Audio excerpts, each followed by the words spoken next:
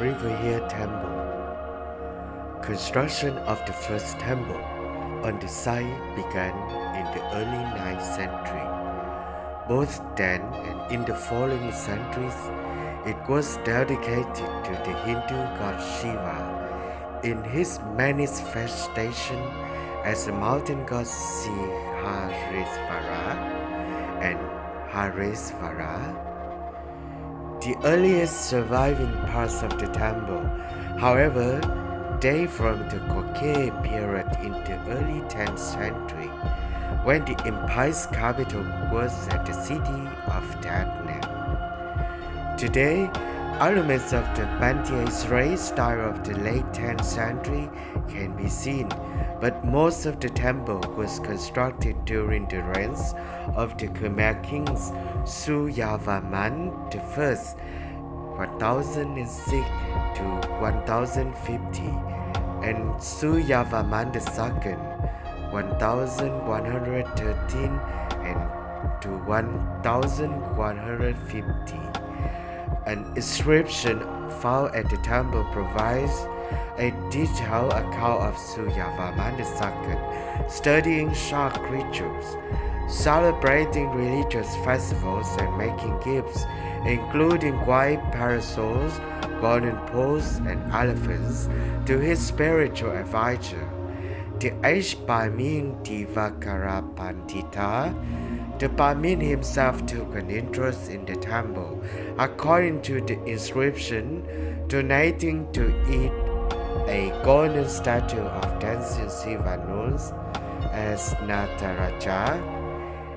In the wake of the decline of Hinduism in the region, the site was converted to use by Buddhists.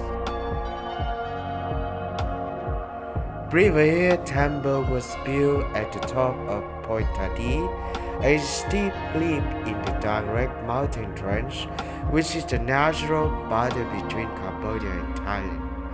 The temple is currently listed by the Cambodia as being in Svachum village, Kantu commune in Jamsang district of Preah Vihear province of northern Cambodia.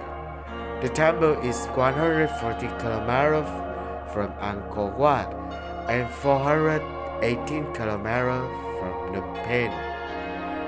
The temple was listed by Thailand as being in Brumstron village of Bung Malu sub-district, now merged with Southern Thai sub-district in Kantaralak district of the Sisaket province of eastern Thailand.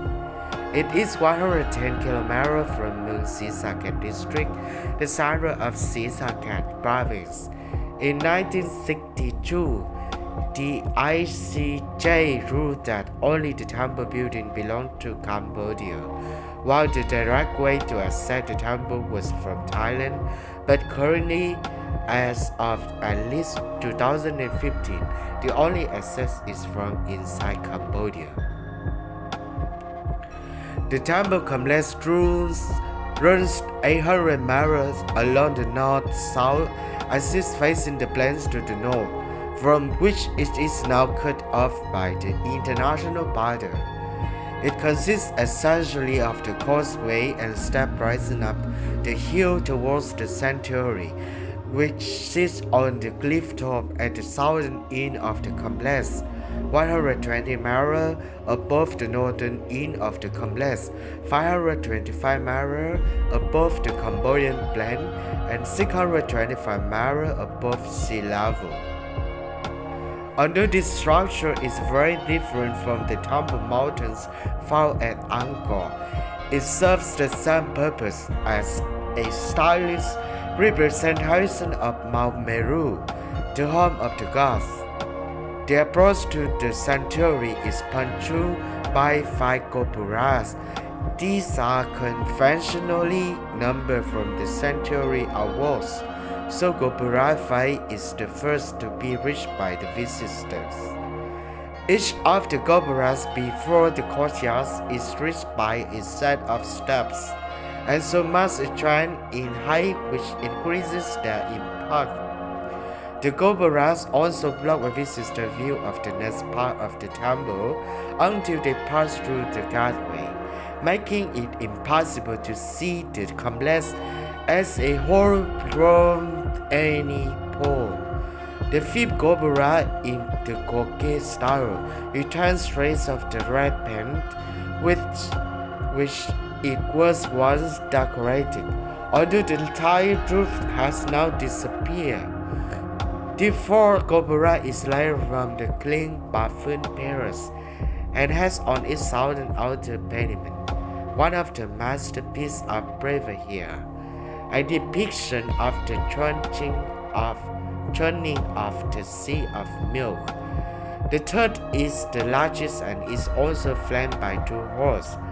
The sanctuary is reached by two successive courtyards, in the outer of which are two libraries. Prasat Preah Vihear is the compound of words Prasat Preah and Vihear, which means the religious offering of sacrifice.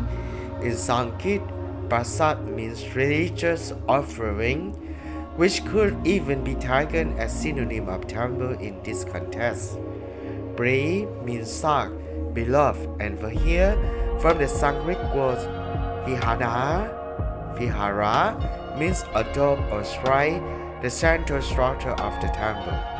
In Khmer, Nom means mountain, and Cambodians occasionally refer to it as Nom Preah Vihear. This version of the name carries significant political and national connotation. In modern times, Prasat Preah Vihear was rediscovered by the outside world and became subject of the emotional dispute between Thailand and the newly independent Cambodia. In 1904, Siam and the French colonial authorities ruling Cambodia formed a joint commission to demarcate their mutual border to largely follow the watershed line of the Dângrêk mountain range, which placed nearly of all Preah Vihear Temple on Thailand's side.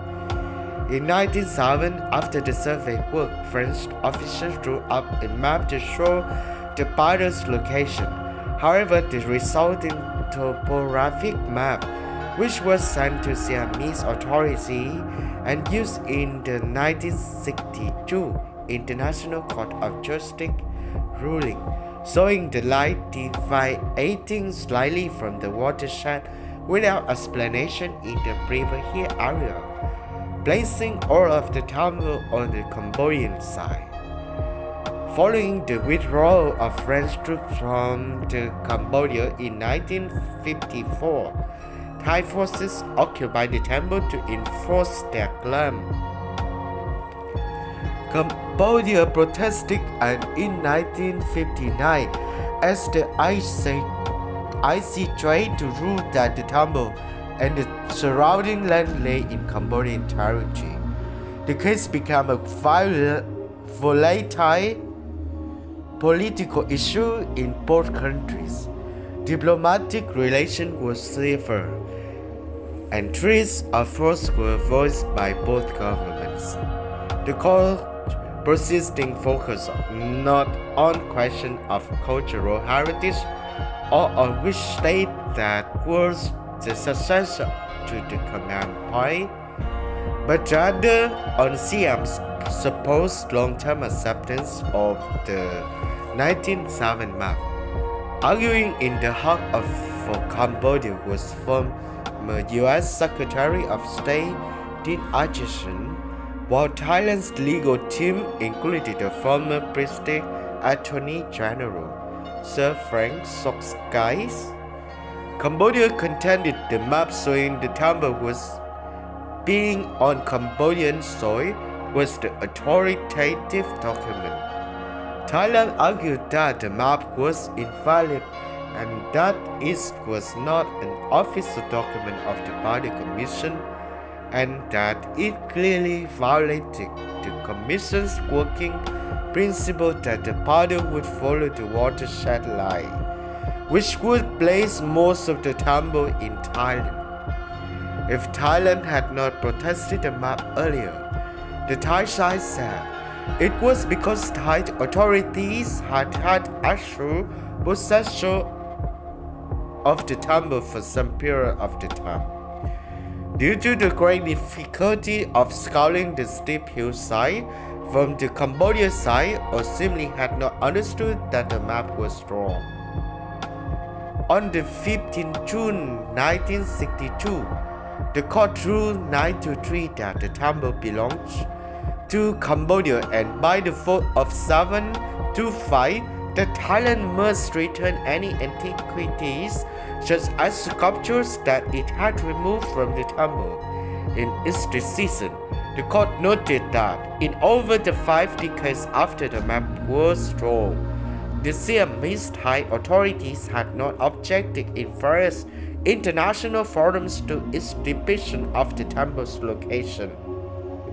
Nor did they object when a French colonial officer received the Siamese scholar and the government figure Prince Dam Trong at the temple in 1930, possible before the Thais realized the map was wrong. Thailand had accepted and benefited from the other parts of the Border Treaty, the court ruled. With these and other acts, it said Thailand had accepted the map and therefore Cambodia was the owner of the temple. It was clear from the record, however, that the maps were communicated to the Siamese government as purporting to represent the outcome of the work of delimitation. Since there was no reaction on the part of the Siamese authorities, either then or for many years, they must be held to have acquiesced. The map were moreover communicated to the Siamese members of the Mixed Commission, who said nothing.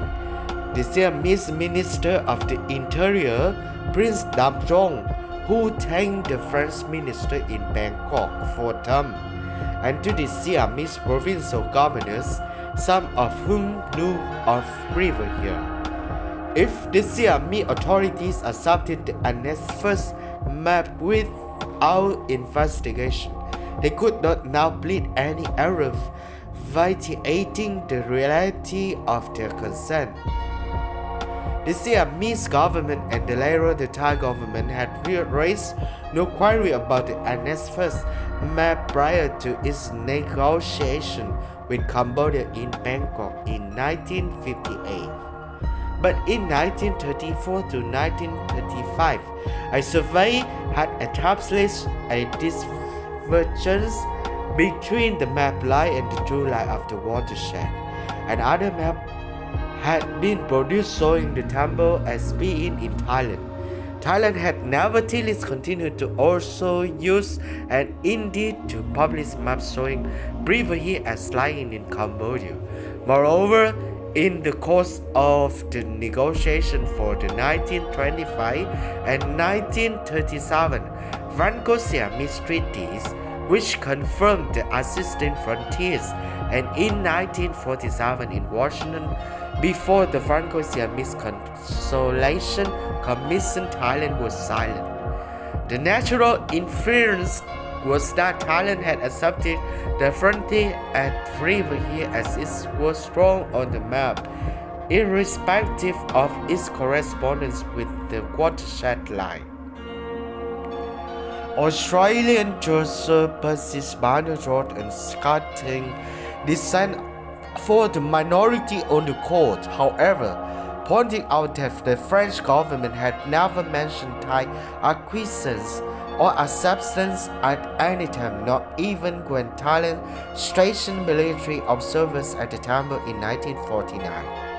On the contrary, France always insisted that their map was correct and the temple was located on their side of the natural watershed, which it clearly is not. Thailand had modified its own maps, which in Barner's opinion was sufficient without having to protest to France. Spender said, Whether the Mist Commission did or did not delimit the Dângrêk, the truth, in my opinion, is that the frontier line on that mountain range is today the line of the watershed. The court, however, has upheld a frontier line which is not the line of the watershed, one which in the critical area of the temple is an entirely different one. This finds its justification in the application of the concept of the recognition of the acquiescence, which brought forth respect for the court. I am obliged to say that in my judgment, as a result of a misapplication of this concept and an inadmissible intention of the territory, the sovereignty in which both by treaty and by the decision of the body appointed under treaty to determine the frontier line, is Thailand now becomes vested in Cambodia. Thailand reacted angrily. It announced it would boycott meetings of the South Asia Treaty Organization, with Thai officials saying this step was to protest a U.S. bias toward Cambodia in the dispute. As evidence, Thai officials cited Acquisition's role as Cambodia's advocate. The U.S. government replied that Acquisition was merely acting as a private attorney engaged by Cambodia. Much demonstration was staged in Thailand protesting the ruling. Thailand eventually backed down and agreed to turn the site over to Cambodia, rather than lower the Thai national flag that had been flying at the temple. Thai soldiers dug up and removed the pole with it still flying. The pole was erected at nearby Mo Ningdak Cliff, where it is still in use.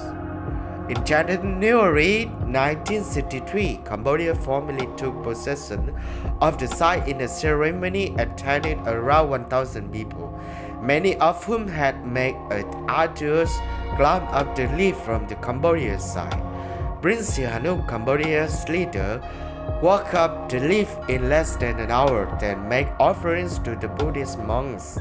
He made a gesture of consolation in the ceremony, announcing that all Thais would be able to visit the temple without visas, and Thailand was free to keep any antiquities it may have taken away from the site. Civil war began in Cambodia in 1970.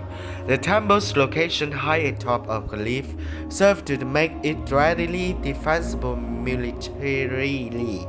Soldiers loyal to the London government in Phnom Penh continued to hold it long after the plan below fell to communist force. Tourists were able to visit from the Thai side during the war.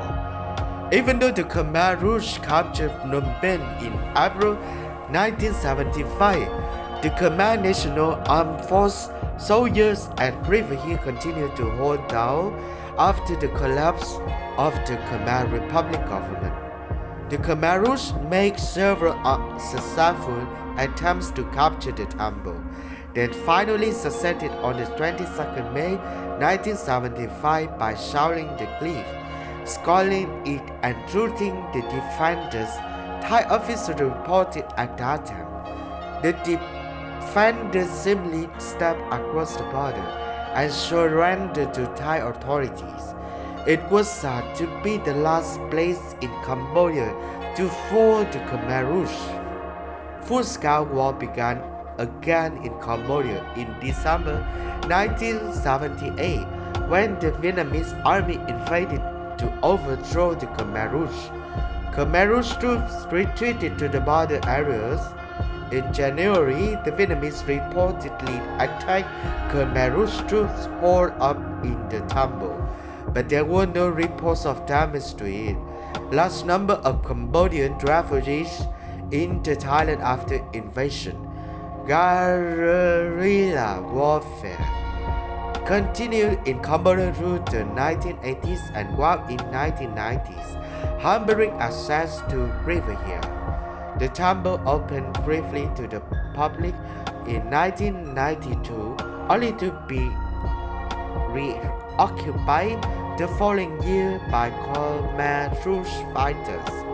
In December 1998, the temple was scene of negotiation by which several hundred Khmer soldiers, said to be the guerrilla movement's last significant force, agreed to surrender to the Phnom Penh government. The temple opened again to visitors from the Thai side at the end of 1998. Cambodia completed the construction of the long-awaited access road up the cliff in 2003. As portion of Cambodian refugees. On 12 June 1979, the government of General Krieng Sakjomanan, who had come to power in Thailand by a military coup, informed foreign embassies in Bangkok that it was going to expel a large number of Cambodian refugees. He would allow the government of the United States, France, and Australia to select 1,200 of the refugees to resettle in their countries. Lionel Rosenblatt, refugee coordinator of the American Embassy, Prasat Preah Vihear, a French businesswoman in Bangkok, and representatives of the Australian and French governments rushed to border to select the refugees that night. In 3 frantic hours, the foreigners picked out 1,200 refugees for the resettlement from among the thousands being held by Thai soldiers behind barbed wire in the Buddhist temple at Wat Gaw refugee camp and loaded them on buses to go to Bangkok. The remaining refugees were then loaded on buses and sent away, their destination unknown. It later became known as the Cambodian refugees had been collected from many locations and sent to Vihear. An American embassy officer stood beneath a tree along the third road leading to the temple, counted the birds, and estimated that about 42,000 Cambodians were taken to Vihear. Vihear is situated at the top of the 2,000-foot high escarpment overlooking the Cambodian plains far below. The refugees were unloaded from the buses and pushed down the steep escarpment. There was no path to follow, one said. The way that we had to go down was only the cliff. Some people here on top of the mountain and survived. Others were shot and pushed over the cliff. Most of the people began to climb down using vines as ropes. They tied their children on their backs and strapped them across their chests. As the people climbed down, the soldiers threw big rocks over the cliff. At the foot of the cliff were minefields placed by the Khmer during their rule in Cambodia. The refugees followed a narrow path, a sub-route indicated by the bodies of those who had set off landmines. They used bodies as stepping stones to cross the 3 miles of mainland to reach the Vietnamese soldiers, occupiers of the Cambodia on the other side. The United Nations High Commissioner for Refugees later estimated that as many 3,000 Cambodians had died in the pushback and another 7,000 were unaccounted for. General Krieng Sak's objective in this brutal operation apparently was to demonstrate to the international community that his government would not bear alone the burden of hundreds of thousands of Cambodian refugees. If so, it worked. For the next dozen years, the UN and Western countries would pay for the upkeep of Cambodian refugees in Thailand, resettling thousands in other countries and devising means by which Cambodians could return safely to their home country.